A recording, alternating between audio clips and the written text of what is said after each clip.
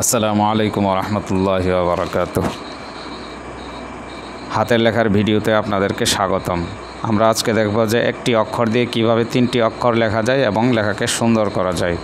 প্রথমে যেভাবে লিখতে হয় লেখার কিন্তু নিয়ম আছে। প্রথমে আপনাকে মাত্রা লিখতে হবে। বাংলা লেখায় যে সমস্ত বর্ণে পূর্ণ মাত্রা আছে প্রথমে সেগুলোতে পূর্ণ মাত্রা অবশ্যই লিখতে হবে। তাহলে আমরা একটা মাত্রা দিয়ে নেই। মাত্রা দিলাম, মাত্রার নিচ থেকে এইভাবে গোল করে নিচে দাগে লাগিয়ে তারপরে এই এতটুকু, এটা হচ্ছে ত।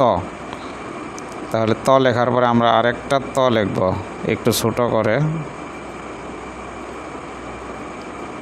তারপরে এখান থেকে এই অংশ থেকে নিচের দিকে, নিচ থেকে সোজা উপরে স্বর অ, স্বর অ। তারপরে আমরা আবার আরেকটা স্বর অ লিখব, অর্থাৎ ত থেকে স্বর অ, স্বর অ থেকে স্বর আ।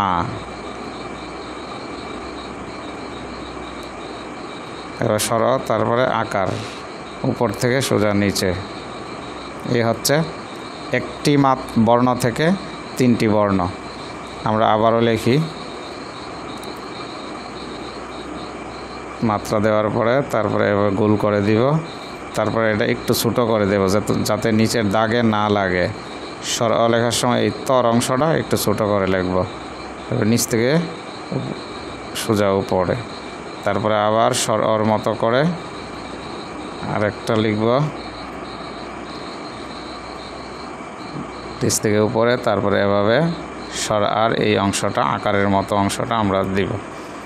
এভাবে আমরা একটি অক্ষর থেকে তিনটি অক্ষর লেখা সুন্দর করতে পারি। অবশ্যই প্রথমে ধীরে ধীরে লিখতে হবে, তারপরে আপনি দ্রুত লিখতে পারবেন ইনশাআল্লাহ।